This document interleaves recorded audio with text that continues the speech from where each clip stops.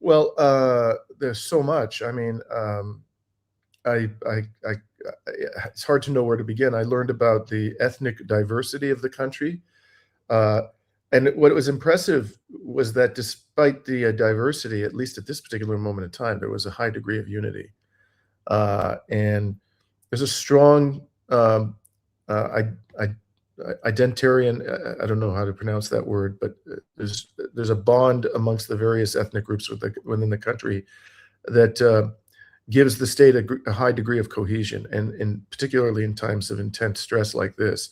And you felt it. I mean, whether I was in Tabriz speaking to people who were of Azeri origin, Hmm? whether I was speaking to people who were Kurdish origin, I was also in the south in Minab, and the people there, as I understood it, were neither Kurdish nor Azeri nor Persian. They were another ethnicity altogether. Somebody told me that there were elements of the population there who were the descendants of slaves Yes, from that's right.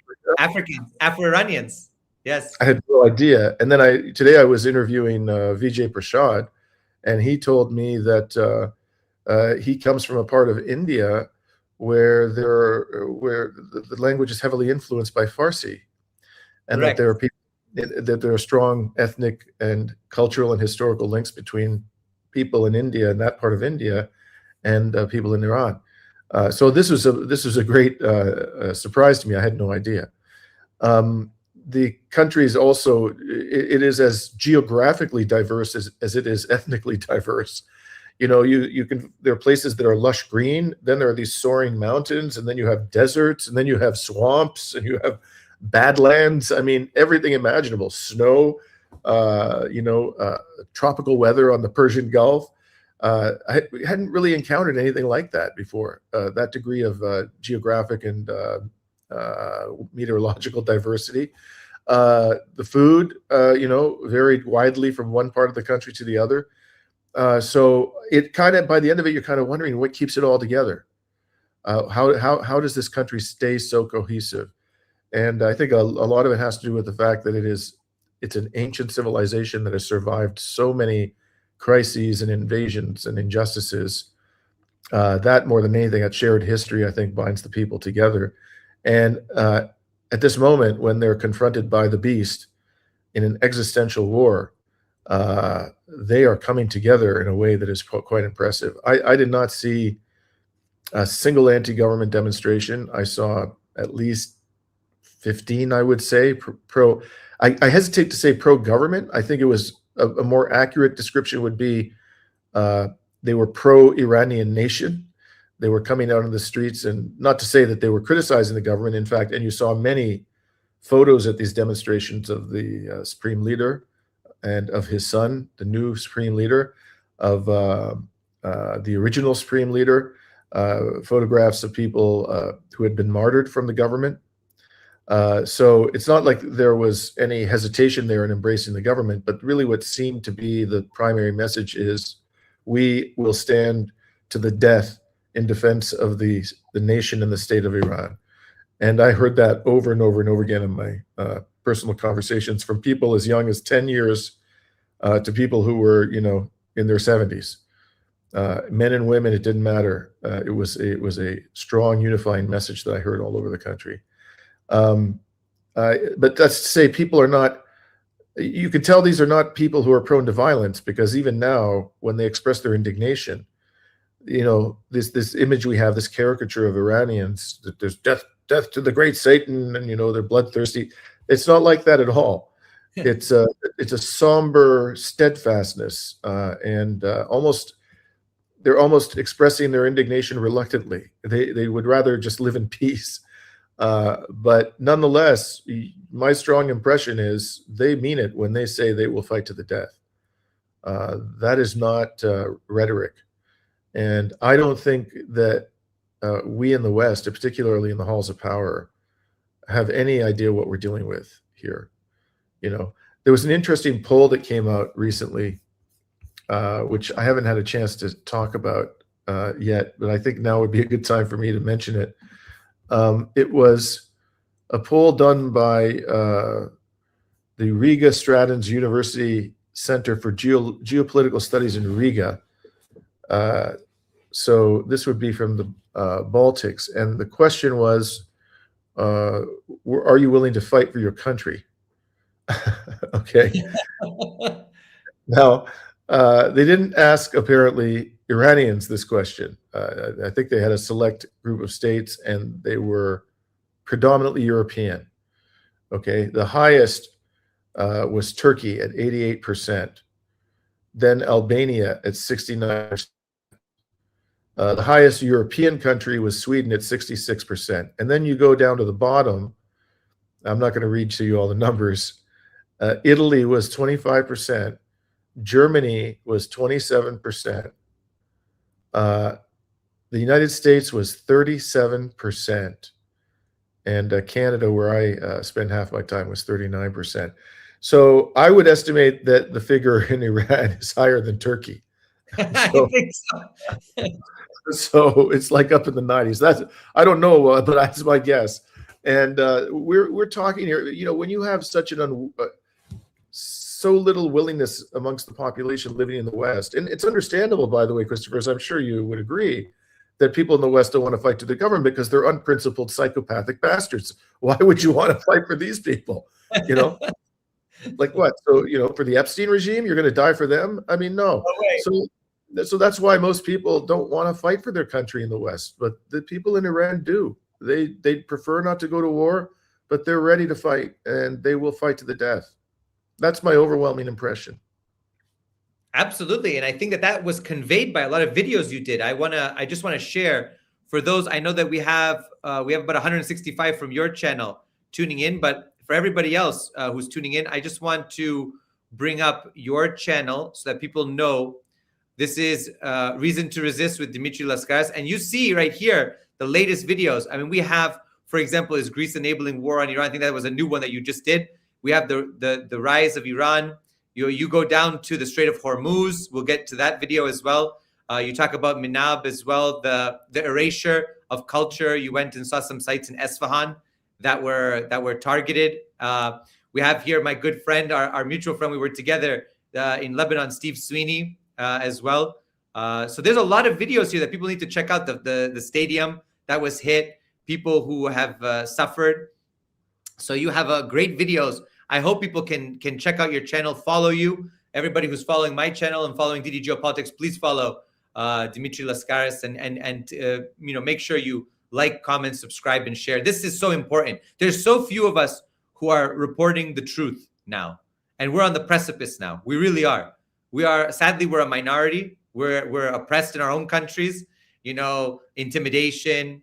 You know, the FBI in the U.S. has, you know, how many times intimidated me, come to the house, you know, come to family members and friends. I'm sure in Canada also you're feeling the repression in many ways. We know some friends and colleagues who've been on Press TV have also been intimidated. So this is really important. I just want to plug this now as we got people here, almost 4,000 now. Please, please make sure that you are following and sharing this work. It's so important because you were with Tim Anderson, very good friend of mine. We were in Venezuela together just in the fall. Phenomenal. And with Ahmed from Propaganda & Co, right? So it was the three of you. I think also another journalist, maybe from Turkey or somewhere else. Turkey, Adam Metan, but he was only able to go as far as Tehran because he had other commitments. Okay, so it was good. It was good that it was a 4-person team that was down there on the ground, at least for part of it. Yes, and then after that, but we also we had 6 or 7 Iranian journalists in our entourage, and we were effectively a team, all of us together. And you know, I have deep affection for all of these people now. You know, you kind of I've never fought a war, but you kind of understand how soldiers on the battlefield, they develop deep bonds and they protect each other because that's how I feel about these people now after having spent 11 days in a war zone. And I was privileged to have them as my comrades all the way. One thing I want to say about the information war, which is quite striking for me about this particular trip. As you mentioned, I've been to Lebanon. I've been there 4 times actually since the genocide began. And I'm sorry if I'm not speaking to you. I'm very tired and I just whacked. No worries at all. No worries at all. Thank you so much for making it this late. Uh, my pleasure. So, and of course, I was in Palestine during Ramadan in 2024. I was reporting extensively on those occasions.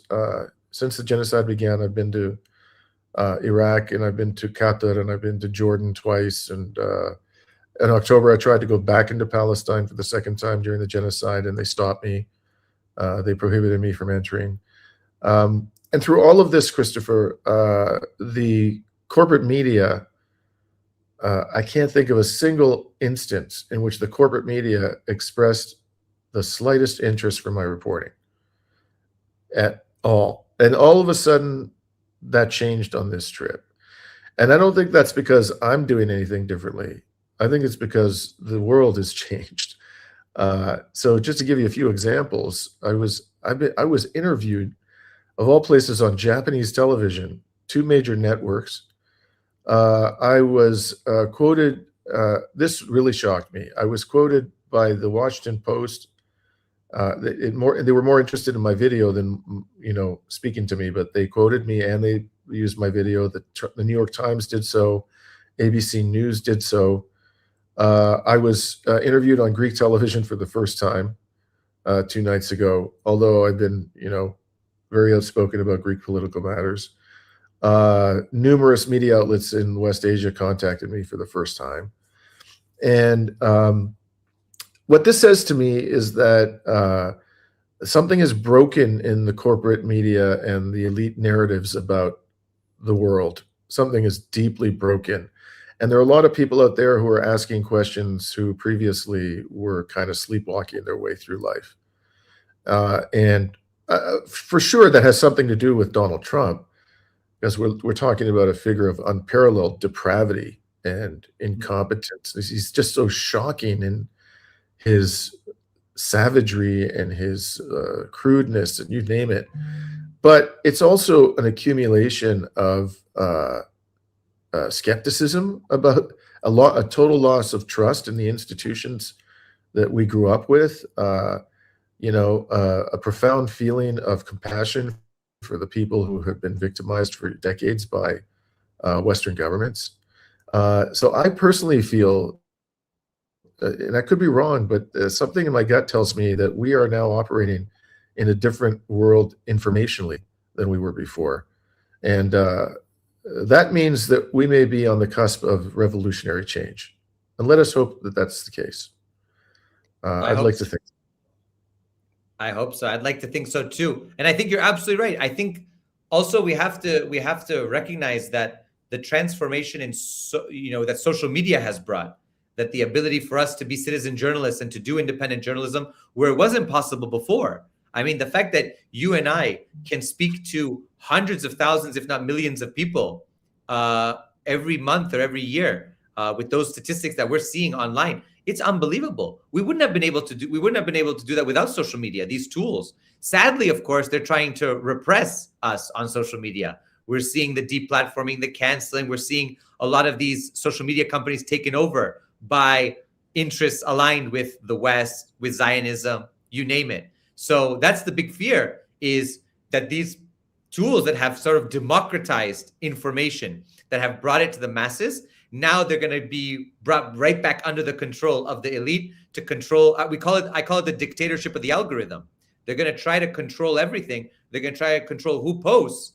And if you post outside of that orthodoxy, you're going to be repressed, kicked off, whatever, So that's really important. That's really important for people to recognize, that we need to fight for also that information to be allowed to be shared in the first place. And we have to allow for these platforms to be democratic as much as possible. You're here. Yeah. I want to show us real in the first instance. I want to talk about we'll get to, actually, you know what, we'll do it now, because I think everyone is really interested in it, and I know that people are commenting on it. I'd like to share this with you. Of course, we saw this tweet, or this Truth Social post.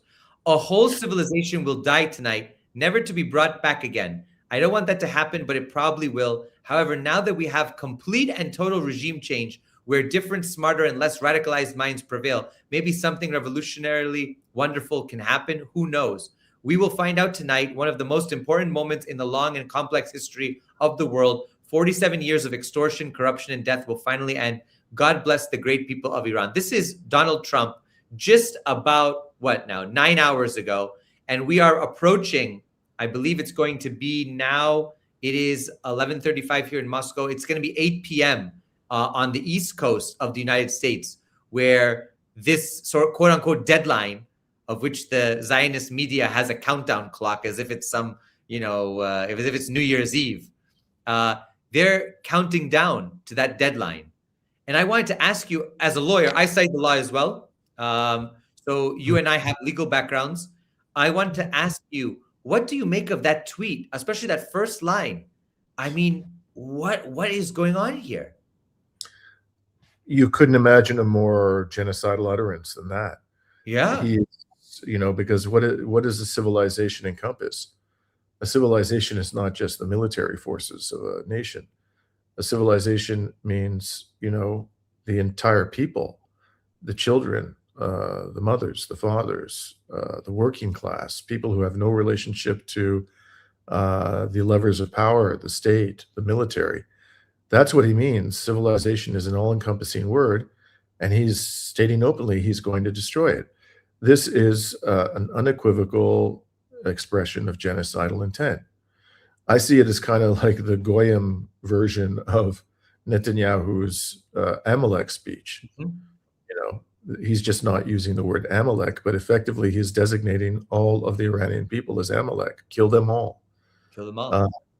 And the thing is so demented, Christopher, because at the same time as he's saying, I'm going to wipe them all out, he says, God bless the Iranian people. I mean, what the hell? I mean, he's excuse me for my colloquial psychiatric assessment, but the dude is Looney Tunes.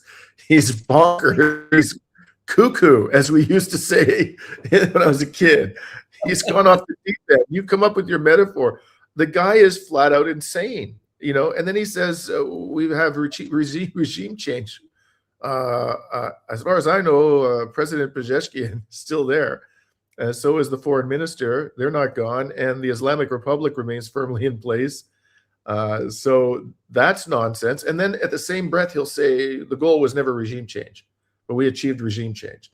And you could go on and on. The man contradicts himself in a single sentence. He'll contradict himself. He says stuff that bears no relationship to reality. He has an ego of unparalleled dimensions. I mean, I've never seen a human being on the world stage with an ego like this man. I don't call a single time in my life, just to give you one example. I suspect you're going to agree with me. I can't recall a single time in my life when I heard a world leader say, I deserve the Nobel Peace Prize. No. This whack job says I deserve 7 of them because I stopped 7 wars. We're dealing with a madman. He's a psychotic madman. Somebody in the United States needs to divest that man of power before he kills us all. Really? He's straight up insane, and he has the finger on the nuclear button. I mean, I don't know what else one has to say in order to convince the American people that their president is criminally insane. So I don't know. Maybe somebody. What is the amendment? The 25th Amendment, is that the one where they determine the president is incompetent? God, it's time to swing into action under the 25th Amendment, people. I don't know whether he's going to carry out this threat. If he does, the global economy is going to get destroyed in the next 48 hours. I feel pretty confident about that. The Iranian people, I don't need to tell you, and I'm sure most of your listeners will already understand this. They're not joking when they say there will be no red lines. They can destroy the energy infrastructure in West Asia. They can actually do it quite easily. There's nothing anybody can do to stop them. And they will do that if Donald Trump tries to, quote unquote, destroy the civilization of Iran. There's just no doubt about it. And they may very well decide to take out the desalination plants and render, the Saudi peninsula largely uninhabitable. That's right. So, I mean, but I think even in the best case scenario, Christopher, I mean, even if he doesn't go crazy tonight, there is no indication that he's willing to make any concessions to Iran, and Iran is not going to stop until they get uh, major concessions. They may be willing to compromise on some issues, but this maximalist approach that Donald Trump is taking is going to have exactly the same impact that Zelensky's maximalist approach had in Ukraine. We're now 5 years into that war. His country lies in smoking ruins, and the only reason why it still functions is because the West is pumping massive amounts of money into it. The problem in West Asia is that if we go down that path, the global economy will collapse because of the Strait of Hormuz and the energy resources. That wasn't at risk in Ukraine. We can't afford as a species to see this war go on for even 6 months, let alone as long as the Ukraine war. I mean, I think by the time the summer gets here, we'll be into a full-blown economic and financial crisis that will be far worse than the 2008-2009 crisis. So I believe that ultimately Iran will prevail, that the forces of justice will emerge victorious, but I also don't see any way to avoid, in the current circumstances, massive suffering. I'm sad to say. I just don't see how we're going to avoid that. I agree with you. I agree with you. And that's sadly, I mean, we know our mutual friend and comrade and brother, really, Professor Said Mohammed Marandi always says, we are the nation of Imam Hussein, and we will never abandon the Palestinian people. And it really is a nation of martyrdom. You saw it up close and personal. You saw people who had lost loved ones. I saw many of your videos from their family members, people who were mourning. We've seen so many videos coming out. And when you look at that, I mean, these people, as you rightfully point out with that statistic, our people are ready to die. They're ready to suffer for their country. They're ready to suffer for their faith, because that's the root of it. In Greek, for example, we have the saying, everyone has their Golgotha, and especially for those who survived the war, the polemo, the emphilio, all that stuff. People knew how to suffer, and they would say, even the Lord suffered, so we also will suffer as well. That's even on like a higher level for Iran. Iran's the same. Iran has this culture of martyrdom. Greeks know that as well. It's like, and they've lost a little bit of that culture because it's not as much anymore. But in Iran, it's very much a part of the life. It's very much a part. It seeps that in everything, And people like to say, for example, in the West, you can comment on this because I think it's important. People in the West, we've seen a lot of this stuff where I'm Persian, I'm not Muslim. Somehow that Islam is an imposition on Iranian civilization, even though it's been there for 600 years, 1,400 years, whatever it might be in that time scale. It's been there for 5 times as long as the US has existed. You tell me about a civilization that somehow they're saying, oh, we were all Zoroastrian. Okay. Yeah, there were Zoroastrians, there were Christians, there were all sorts of people. Then Islam came, like every other faith tradition that emerged in history, and it became part of the society. It became part of the culture. You cannot imagine modern Iran without Islam. It just doesn't make sense. All of that is just fake. It's just artificial. It's concocted. It's reimagined, as the nationalist historians would say. It's all reimagined because they're not going out to be with the Parsis or with the few Zoroastrians who are still in Iran. They're making up their own stuff. They look like, they're with their short skirts, which, by the way, Zoroastrians still are covered, by the way. Traditional Zoroastrians are still covered. They also have a culture that's very strict in terms of their social appearance. But you see this kind of fakeness. What did you feel about Islam and the role of Islam in the society? But you also saw Christians there. You've seen Jews there, Zoroastrians. What have you seen in the country? And how do you see that as different from what we're seeing in the diaspora, sadly, abroad? Well, one of the most moving moments of the trip was the first day we were in Tehran. So I think this was the second day of our trip. Was the Saturday after the last day of Ramadan, which I believe is called Eid al-Fitr. Someone taught this to me, and so our comrades in the Iranian press took us to the biggest mosque in Iran, the Grand Mosalla, mosque. I don't know if you've been there, but this thing is absolutely enormous. I mean, it's I wouldn't know, but several football fields, a gigantic thing, and we uh, we had to walk several kilometers to get there because they closed the roads to vehicular traffic. And as we were walking, just huge crowds were streaming towards this mosque, and they were singing in the streets.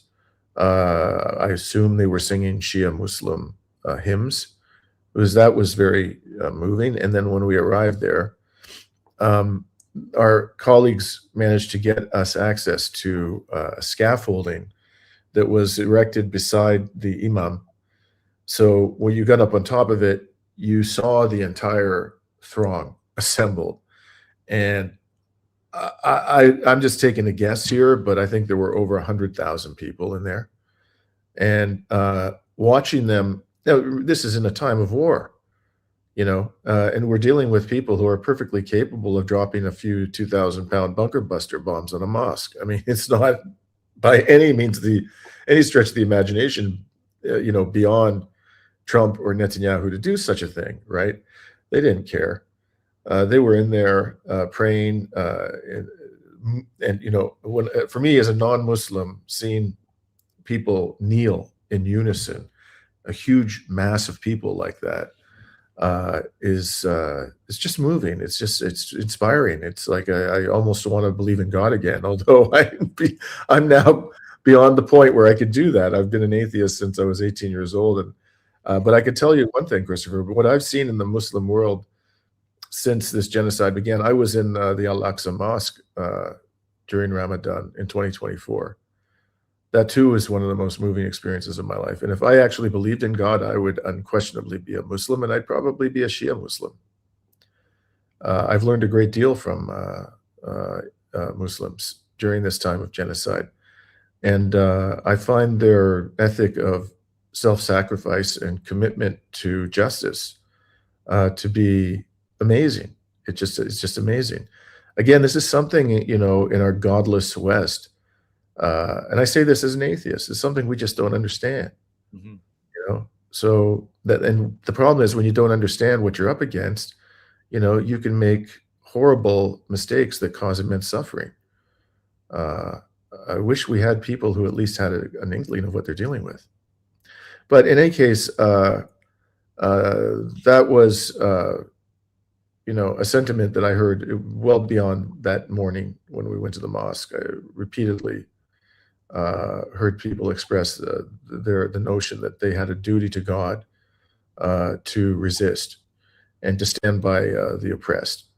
So I think on that basis alone, we're not going to be able to defeat the Iranian people. I mean, it's not like you and I are part of that devilish enterprise, but the West is not going to be able to do it. The West doesn't have the principle. It doesn't have the sense of justice. It doesn't have the understanding. It doesn't have the competence in its leadership, the integrity. All the elements that are necessary for victory are lacking in the West. But it seems to me that they pretty much were all present in Iran. Absolutely. I mean, what you said is so beautiful. I saw the video clips. I saw it from you and Tim from inside that enormous mosque, a huge compound, really, and it was very moving to see. Very, very moving to see. And I believe it was just a bit prior to that was Quds Day, and you had, for example, the commemoration and sort of the solemn commitment to Palestine, to freeing Palestine. So all of that to say that Iranians are firmly committed to their homeland. They're firmly committed to justice. They're firmly committed to Palestine because they don't. This kind of idea, that somehow, we're not Arabs and Palestinians are Arabs and therefore we're not going to fight for them. It's just not true. It's not about being Arab or being Persian or Kurdish or Lor or Arab or Azeri or Baluchi or whatever, Turkoman. It's about justice. It's about human beings suffering under oppression. That's what it is all about. It's not, and that's what gets lost in the West, especially from the Iranian diaspora, who likes to paint a sectarian picture, just like they do in Lebanon, just like they did in Yugoslavia, just like they do in so many other conflict zones around the world. They want to make it Muslim versus Christian, Persian versus Arab, but that's not true. I believe that that's not what's at the root cause here. The root is ultimately one of oppression. It's ultimately one of imperialism, as we were talking about before, of colonialism historically, or neo-colonialism today. So when you understand that, you recognize that it has nothing to do about any of this. If that were the case, then Arabs in Iran would not want to be part of the Iranian nation. But they are actually firmly committed to Iran. So much so that when Saddam Hussein attacked Iran from 1980 to 88 and thought he could rely on the Arabs of Iran to come to his side because he was an Arab nationalist, he was part of that, Ba'athist movement on the Iraqi side, they didn't. They firmly stayed committed to Iran, even though many of them are Sunni. They stayed committed to Iran. That's what people lose, I think. That's what people lose out on. And they misunderstand. How have you seen the misunderstanding of Iran play out in Canada when you're there? And maybe even in Greece now that you're also there, although I think in Greece it's much less so. But in Canada especially, what do you think? It's funny. I was interviewed this afternoon by a Canadian radio host, and she, I think and she's relatively open-minded. This person that I was speaking to, by the standards of Canadians, political commentators, and she leans to the left. And she asked me about what I experienced in Iran. And I told her essentially what I told you. I tried to convey the impression that, what we have been told about the government and the relationship of the people of Iran to the government is largely untrue. There are elements of truth to it, but a lot of it is untrue. And some of it is just outright fabrication. And at one point I said to her, and I'll stand by this, I don't give a damn, whether people push back, whether they're offended by it. It's not my intention to offend anybody, but it's my honest opinion. I said to her, compared to the governments of the United States and Israel, the government of Iran is a saint. Whatever human rights it may have, violations it may have committed, they pale in comparison to those of the United States and Israel. And there was like this long pause. And remember, I'm talking to somebody who by Canadian standards is relatively open-minded and leans to the left. And she said, I disagree. Like, I just say that you actually think the government of Iran is as bad as Israel and the United States? The government of Iran, its leaders are being murdered in significant part because they are standing by the victims of a damn genocide. Yep. That's a large part of the reason for which they're being killed. And she's telling us, the people in Canada believe that the ones who are laying down their lives to defend the victims of a genocide are as bad as the perpetrators of the damn genocide. What kind of a whack job do you have to be to think this? Again, this is not to say, that Iran's government is immune to criticism. There are plenty of legitimate criticisms you could make. And I hear that even from people who are government officials. The governor of Esfahan, I spent, this is a significant province in Iran. We spent 2 hours questioning him. And he said, yeah, there are plenty of criticisms you could make of the government that are legitimate. And I make mistakes, he said. I've made mistakes before and I'll make mistakes again. But, what's being said about us is just flatly untrue. And this man in a time when the Epstein regime is mass murdering political leaders in Iran and their families, and when they're claiming that the 95% of the population wants to lynch the political leaders of Iran, he came out in broad daylight without any bodyguards and walked us around Imam Square for an hour. And I saw quite a few people come up to him and speak to him. You could tell they were being affectionate and respectful. So you see this and you're like, how you can't reconcile this with what we're being told about the government. I didn't see a single anti-government protest. again, I'm sure there are people there who would like to protest, but for obvious reasons, right now they're not coming into the street. You don't want to be protesting against your government when the enemies of the state are slaughtering the children. Of course, I mean, so it's not even like repression in a sense, because it's a natural human reaction to say, if you oppose our government now, when these monsters are trying to wipe us out, you are betraying your people. It's just a natural reaction. I think a lot of people would react that way. So they're there. They're probably saying, now's not the time for me to be out in the streets protesting. There may well come a time when they will go back into the streets and protest. But the ones who I spoke to were uniformly supportive of the government. Anyways, it's just, I could go on and on about the disparity between what I saw and what I heard and what we've been told our entire lives about Iran. For sure. For sure. It's ridiculous. And I had this, I'm sure you did too, Christopher. I had the same damn experience in Russia. Yep. When I was there for the first time in 2023 or 2024, I think it was. I'm like, man, this is nothing like what I was told Russia is. And then I had the same experience when I went to Venezuela. What a pile of bullshit I was told about Venezuela. It's not just Iran. Any country that says we're not going to do the bidding of Washington, they're demonized. You're absolutely right. You're absolutely right. And having traveled to a lot of, and then not only are we told different things, if you travel and then speak the truth, then they go after you too. Yeah. That's the hard part here, is that you go and you just say, I'm just going to report back what I saw. And it's like, whoop, you might lose your job. You might be deplatformed. You might lose your bank account access. You might, have a whole bunch of troubles with the authorities. For what?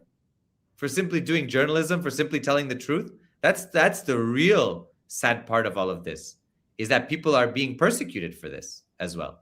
Yeah. Yeah. And but I know that it's late there, and I'm very cognizant of your time. I want to share two things that I wanted to talk about, and I want to share these two clips, and I want to go through them a little bit with everyone here. The blast wave caused the very old glass to fall and left that hole in the ceiling. Actually, there are a couple of holes there. Over here as well, you can see a hole caused by the blast wave. Now let's go inside, where there's also further damage. Just so people know, this is in Esfahan, right? Right.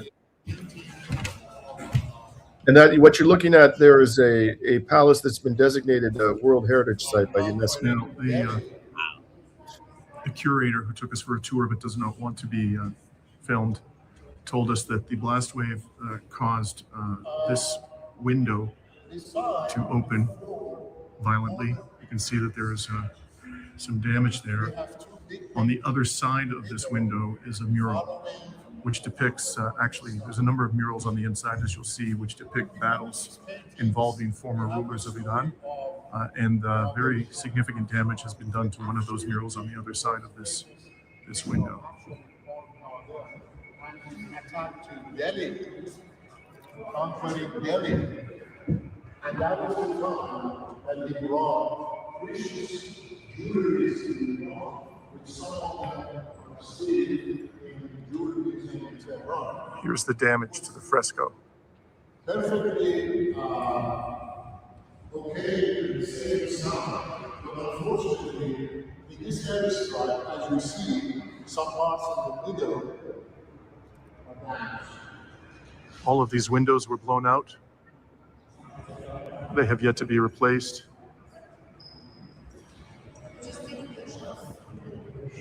You can see there the power of the blast knocked out that wooden frame.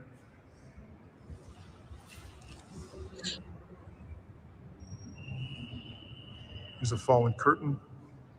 I'll pause it here, and I just want you to kind of, I'll actually go back here because I think this is such a important image for us to sort of have up here.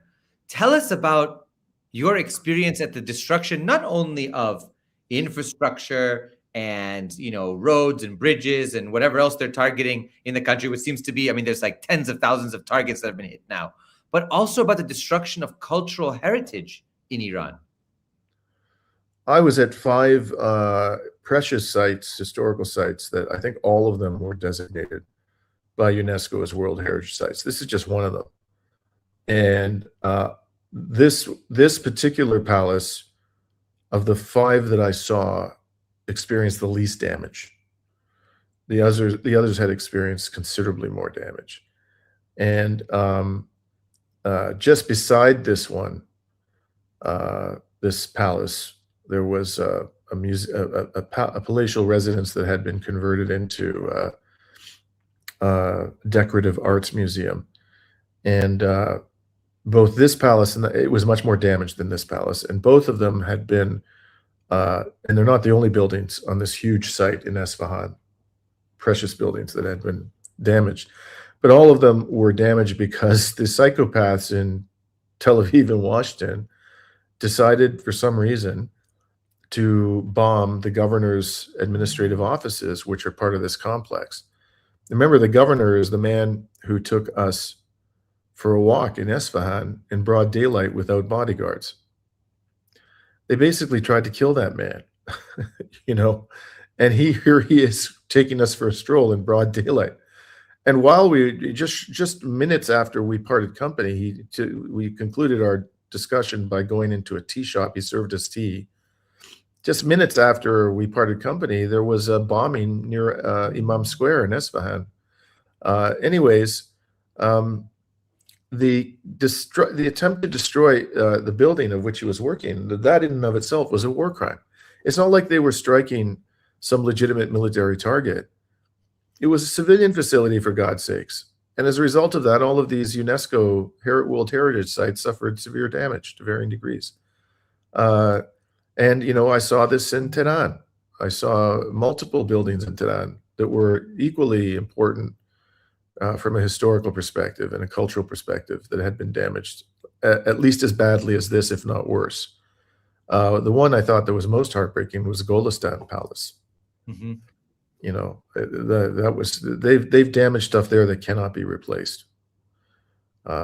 Maybe they can repair this fresco so that you can't see the harm that's been. I don't know if that'll be possible. But in Golistan Palace, I think that there's some of the priceless interior decor has been permanently lost. This is all part, when Trump said today, tonight we're going to destroy Iranian civilization, he was just basically like speeding up the clock. They've been systematically destroying Iranian civilization, or trying to, since the start of this war. It's not new. Look at the damage that they did to these precious historical sites. That's a key part of Iranian identity, and they did this intentionally. So, in a way, he's just acknowledging what they've been trying to do from day one. When they killed all those children, they murdered those children in Minab, and that was a cold-blooded murder. Make no mistake. That wasn't a mistake. They knew exactly what they were doing. They were trying to destroy Iranian civilization when they murdered those children. When they hit the hospitals, I went to 2 that have been completely put out of action. They're trying to destroy Iranian civilization. Emergency centers. Now they're bombing universities. They just bombed Iran's equivalent of MIT. What is that if not an attempt to destroy Iranian civilization? So, in a way, his post on Truth Social today was a little bit late to the game. Those of us who have seen what is being done to Iran understood that this was the intention all along. Yeah, you're right. You're absolutely right. Actually, you mentioned the bombing of Sharif University of Technology. I gave a lecture there in early February, virtually. They had me on to talk about resistance, by the way.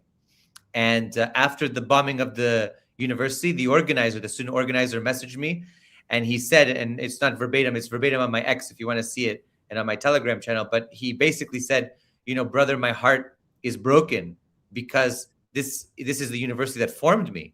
This is where I got my education. This is where I feel at home. This is where my family. And they destroyed the heart of that university, which is the data center. And I just said, we will win. This is, we will win. We will defeat them. And he said, we will. And I said, that's the meaning of resistance. Forget about my lecture. I talked an hour about theory, and no, you're living it now. You don't need to have me lecture you. It's inside you, right? That feeling, anger, and rage at a power that comes in to destroy your home, to kill your family, to destroy your cultural sites and your universities, scholasticide and all of the aspects of this that we've seen, not only in Iran, but in Gaza. They destroyed every school, right? In Lebanon, they're destroying every school in the south. They're blowing up every home in the south. The biggest ethnic cleansing since the Nakba, right? Over 1 million people now cleansed from south of the Litani River.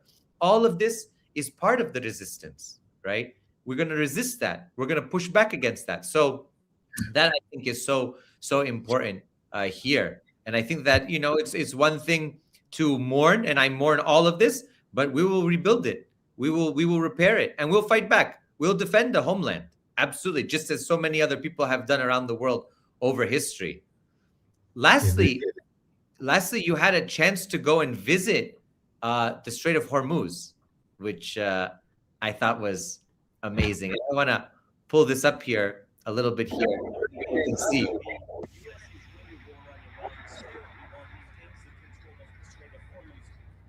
Maybe you would see that some news agencies say that the Strait of Hormuz is shut down. No, it is under control.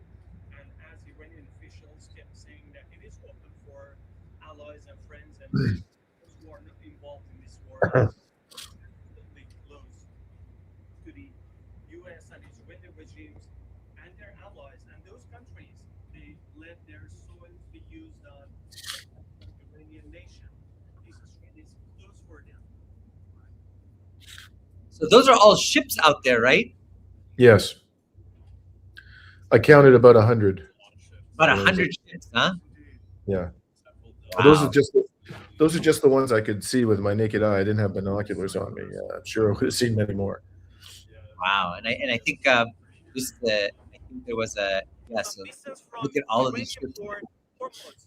Because there is a risk of these vessels getting targeted here, and because of that, they got some distance from the port.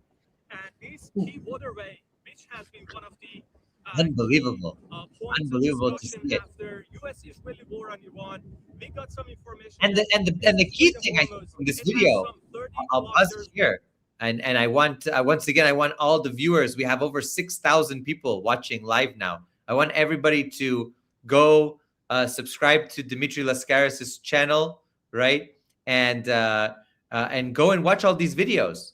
Watch all these videos. See all of this information that you're not seeing. This is not on CNN or CBC or BBC. None of that.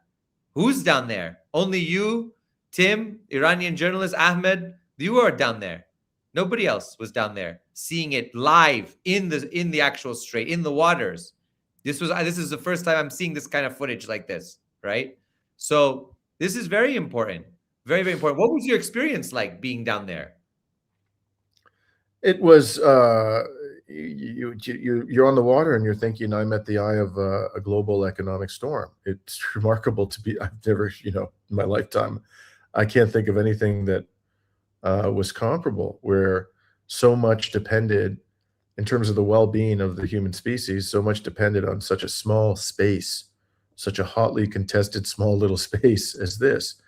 And you feel like, it sounds cliche, but you're part of a historical moment that is without parallel in our lifetimes. But a lot of the time we were out there, frankly, we were just wondering if we were about to die, because for the 2 days leading up to that event, every place that we went to, almost every place we went to was struck after we left, like within anywhere from 10 minutes to 2 hours. That was not happening before. I'd say on average, we heard maybe 3 to 5 explosions a day. And the explosions were typically, anywhere from a couple of kilometers away to 15 or 20 kilometers away. But now, all of a sudden, in the last 2 days, as soon as we got to Bushehr, the Persian Gulf, and by that time we had become widely known in the country. Like there had been numerous reports that had been aired on national television about us. So, and we had our work quoted, accusing the U.S. government of war crimes, quoted by the New York Times and the Washington Post and ABC News. So, I think we were now very clearly on the radar of the aggressors. All of a sudden, we get to Bushehr, and they start striking places where we go to inspect damage. And on the day before we went on this boat, that's the day we went to Minab. And on the way to Minab, we stopped to inspect a civilian radio transmitter that had been destroyed. And while we were inspecting it, there was a drone strike a few hundred yards away, which hadn't happened until then. And then we go to the Minab school. We get there about like an hour later, and we spend 2 hours at the school inspecting it. And 10 minutes after we leave, there was a drone strike on the school. And so, and there was nothing there to destroy. They had demolished anything. Well, there was never anything there of any military value to begin with. But the civilian buildings were all destroyed. So why the hell did they do a drone strike 10 minutes afterwards? As soon as we got a call, we were in the bus going back from Minab to Hormuz, or to Bandar Abbas, on the Strait of Hormuz. And we had one security official with us who was there to protect us. He wasn't there to, put restrictions on us. He was there to protect us. And they told him a drone just struck the Minab school. At that point, like, the evidence was overwhelming that there was some kind of message they were trying to send to us. So he orders us off the bus in the middle of some roundabout. He says, turn off your devices, give them to me. I will return them to you at the hotel. Get out in the street, get as far away from the bus as you can. Don't stand together. Separate, and wait until taxis arrive to take you back to the hotel. And I'll meet you there. So when we got to the hotel that night, we had a discussion like, we're going to be sitting ducks out there in that water. Like, do we want to do this? And nobody really, the answer, nobody said no. It was like, yeah, we got to do this. We are not going to allow ourselves to be silenced by these psychopaths. So, but that doesn't mean you're not, nervous. When we went out there wasn't a minute we were out there on the water. We ended up staying an hour on that boat out in the water. I don't think there wasn't a minute went by when anybody wasn't thinking about the possibility that a missile could come raining down on us and blow us to bits at any second. That's what you're dealing with here. These people, and I forgot to mention that, like, on the day before, they murdered those two journalists in Lebanon. One works for Manal and Al Mayadeen, another one works for a man and a woman. I think the woman worked for Al Mayadeen. On top of the 240 journalists they murdered in Gaza. So that was a bit of a nerve-wracking experience, but we got through it. We felt a considerable relief when we got back to the port. For sure. And really, I mean, the report that came out of there, I want to say that everything that you all did was so well received. We tried to boost that. Everyone should continue to spread it around, because really this is, I mean, I think you are the only journalists from the West really there doing this reporting on the ground like that. There was nobody else that was doing it at this point. Certainly not in the Strait. I'm not aware of anybody who's gone in the Strait of Hormuz for a couple of weeks now. There were, I think in the first or second week, there were some very brave Iranian journalists who did it. But I haven't seen any non-Iranian journalists go into the Strait of Hormuz up until now. I have to applaud you. I have to applaud all of you for your courage and for the important work you're doing. I know it's late there, and I want to thank you so much for all of your work. I want to just put your channel up again for people who are watching. Once again, Reason to Resist with Dimitri Lascaris. At Reason to Resist. Please come and like, comment, subscribe, and share. Very important to support Dimitri's work. And I also will put up my channel as well, so you can also follow my channel if you're not following it, Christopher Helali Official. And also the big channel is DD Geopolitics, for those who know. So please like, comment, subscribe, share. Dimitri Mu, se ευχαριστώ θερμά. I really appreciate all of your hard work, all of your effort. I look forward to seeing you hopefully soon in person.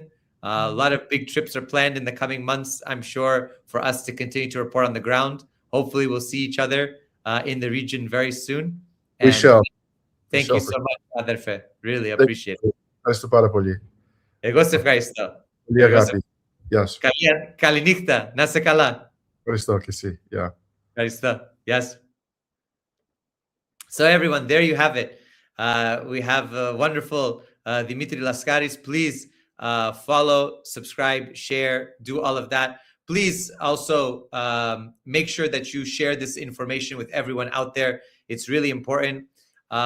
We had a lot of love from the Greek chat that was here. Both Dimitri and I are Greeks. And of course, for those who don't know, I'm half Greek, half Iranian. So this is very meaningful for me to speak to a fellow Greek about the other half of my being. So I really appreciate all of you. Ευχαριστούμε from both of us, definitely, to all of you. And really appreciate everything. Hope to be with Dimitri soon.